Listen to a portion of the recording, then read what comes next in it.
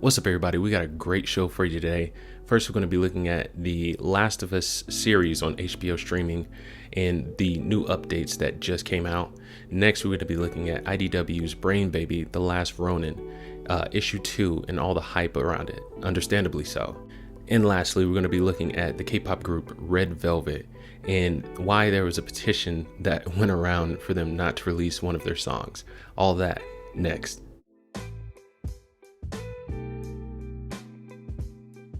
All right, welcome to the Cash Consumer Network. Here we go over a wide range of topics in the medium of entertainment. I'm one of your hosts, Dark Fox, and before we get into the main stories, we're going to touch on things to know. And so first off, my brother's having a birthday this week on the 22nd, tomorrow. While I'm filming, it's tomorrow. It might be today whenever it gets posted, but I just want to wish him a happy birthday.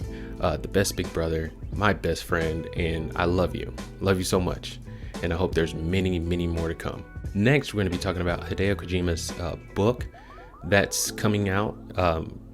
Now, all cards are on the table. This book has been out for, I want to say, 2 years now, and it's just now getting an English release. What it is, it's a collection of essays from Hideo about what inspires his crazy games. I think we can all agree, especially with the Metal Gear and then this latest one that he had come out. We're not really sure of his creative process, but he does go into the things that inspire him in this book. So I want to say it's April when it's coming out, but I'm not sure. Don't quote me on that. Just look it up, get the date, and if you're interested, go ahead and buy it. Moving right along into our first article. This one's coming from The Verge, and today we're going to be talking about Pedro Pascal, the star in The Mandalorian, and he just got picked up for the leading role, or one of the leading roles, Joel, in the Last of Us series. So let's go ahead and read the article. All right, so we have here The Mandalorian star Pedro Pascal will play Joel in HBO's The Last of Us show. Pedro Pascal, who you might recognize as The Mandalorian himself, has been cast as Joel in HBO's TV adaptation of The Last of Us, as first reported by Deadline. The casting was confirmed shortly by The Last of Us creative director and executive producer and writer for the show, Neil Druckmann. And it goes into his tweet, but we're going to skip down. Pascal's confirmed casting comes just hours after the news that Bella Ramsey, who played the fan favorite ruler Lyanna Mormont in Game of Thrones, also, I didn't watch the Game of Thrones, so I wasn't introduced to Pedro Pascal or Bella Ramsey, so it just seems like a lot to get into so late in the game, so I just scratched that one off my list altogether. But apparently she's playing Ellie, Joel's surrogate daughter. Pascal also had a role on Game of Thrones. He played blah, blah, blah, blah. Right. It also comes shortly after the news that Lucasfilm has severed ties with one of Pascal's co-stars on The Mandalorian, Gina Carano. Don't know why they felt the need to put that in there, but okay.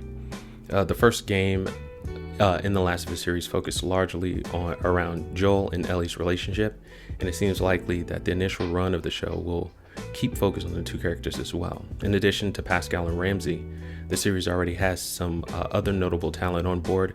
Chernobyl's Craig Mazin is set to be a writer and executive producer, and Kantemir Balagov, who directed indie World War II drama Beanpole, is set to direct the pilot episode. So my thoughts on this is that I'm not sure Pedro Pascal is, Southern enough to play Joel, right? I know he could probably put his own take on it. Nothing against that, but the Joel that I love is deep fried and wrapped in the South. You know what I'm saying? So I would love to see that portrayed on screen, but if they take it in another way, as long as they're being true to the story, I'm not going to be it's not going to prevent me from watching it. So hopefully he does a great job. He's a fantastic actor, so I want to see more of him. And I mentioned this in other videos that I want to say it was Pedro Pascal, like he's just going to be in everything now. So I'm really looking forward to him getting his legs up under him and like shooting to new heights. I'm really looking forward to it. Next, we're going to be talking about the Last Ronin number 2 issue is out, and I should be able to get up and get my second issue this weekend on Friday or Saturday. Hopefully I'll be able to get up there. It's been really busy this last few months, so I'm not sure if I'll be able to get up there.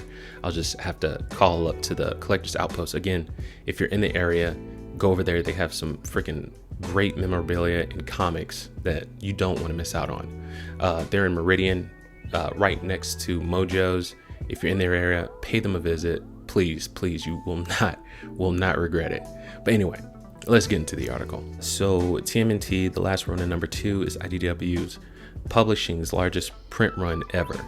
I was really surprised to hear that, just because, you know, TMNT has been out for so long and they've had such a great run. It's one of the ones that me personally, I've never gotten tired of, no matter what kind of spin they put on it.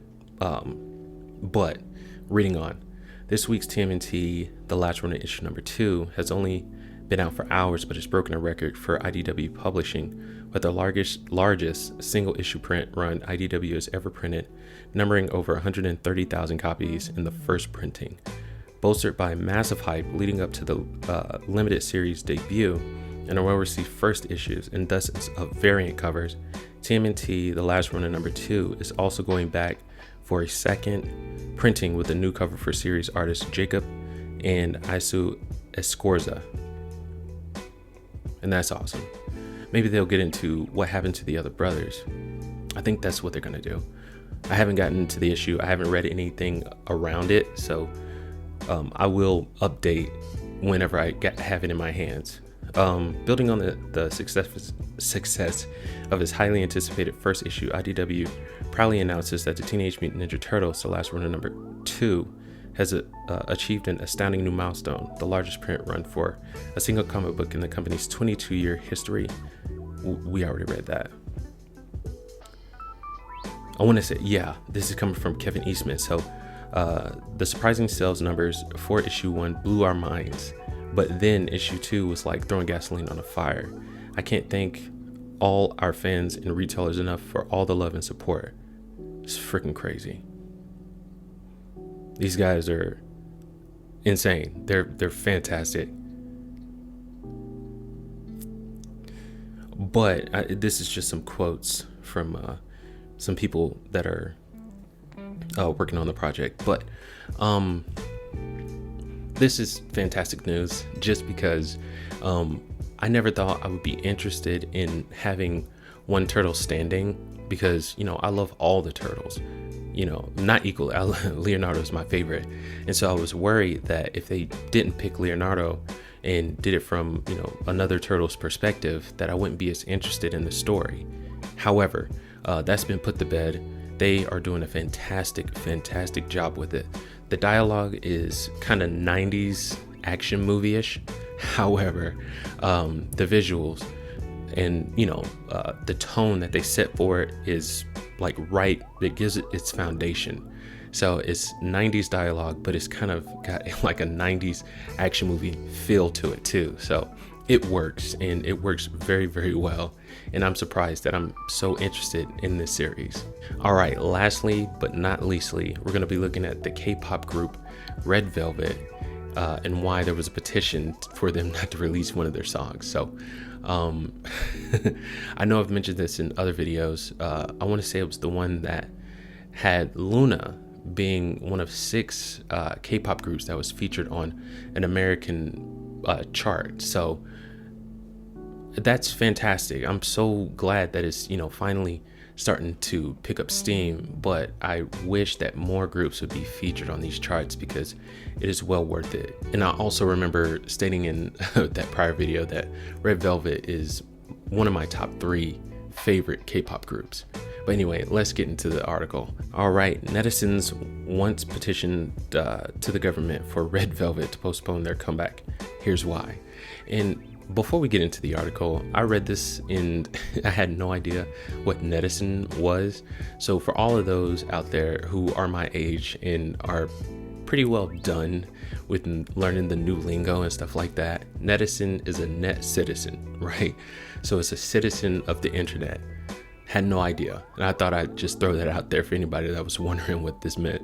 But all right, so starting off, did you know that back in 2017, netizens created a petition to the Blue House, the home of South Korea's president, asking them to force Red Velvet to delay their comeback. But why? According to the petition, it was all down to the upcoming CSAT. The college scholastic ability test, known as the CSAT, or Sunwon in Korean, is widely known by one of the most difficult high school exams around. Is widely known to be one of the most difficult high school exams around. Similar to the United States SATs, the test quizzes students on mathematics, English, national history, subordinate subjects such as social studies or sciences, additional foreign languages, in Korean. In 2017, almost 600,000 teens across South Korea registered to take the CSAT. Typically, the Korean Institute of Curriculum and Evaluation holds the exam on the third Thursday of November every year. In 2017, that meant the CSAT should have been on November 16th. However, that same month, South Korea was unfortunately struck by its strongest earthquake in modern history. The Pohang earthquake measured 5.4 in magnitude, striking on November 15th, one day before the proposed CSAT date, in order to give students time to calm down and find new test sites in cities that faced damage. The exam was postponed until November 23rd. But there was just one problem. Red Velvet was set to release a new song on November 17th, and Red Velvet's songs are known to be very addictive. I can concur with that. In South Korea, the most addictive songs released in the lead up to the to the exam season make it onto a very exclusive list. The list of SAT banned songs. This is crazy. Students tell teachers they must not listen to these songs while studying, lest they get them stuck in their heads.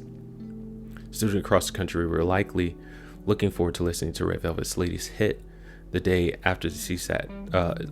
At the exam, however, the CSAT's postponement meant they'd be listening to the song while studying, which meant they'd be distracted. So netizens took drastic action by appealing to the government to postpone the comeback to November 24th. Unfortunately, understandably, the petition didn't make it to the top of the president's list of priorities, and Red Velvet's comeback went ahead as planned. The addictive song in question, none other than Peekaboo. Fantastic song. It's freaking great. One of Red Velvet's most popular songs in South Korea and internationally. The song racked up so many listeners, it joined Melon's Hall of Fame that year. So it seems test takers just couldn't resist temptation. It can't have been easy for students to focus on test questions with Peekaboo playing on repeat in their minds. Unfortunately for them, it wasn't the first time Red Velvet's songs made it onto the list of prohibited tracks. Dum Dum, another banger, became an SAT banned song in 2015. Later in 2019, Zimzalabim joined the list too. Right on. So my thoughts on this is Korean like CSAT, they are really freaking serious about their schooling. That's the first thing that comes to mind. Understandably so. You want your kids to not be distracted in school, but kids will be kids. They'll do what they want to do, within limits or whatever. But that seems so bizarre, coming from different cultures. It just seems so bizarre to me. But anyway, and secondly, with them being as popular as they are in Korea, you'd think there would be crossover. There'd be a lot more people that are interested in them.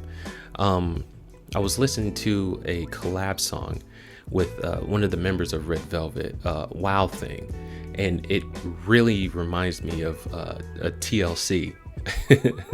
And I was just like, my goodness, dude, this song is so fantastic. I listen on repeat like all the time. It's one of my quick picks on YouTube Music, so that's how much I listen to it.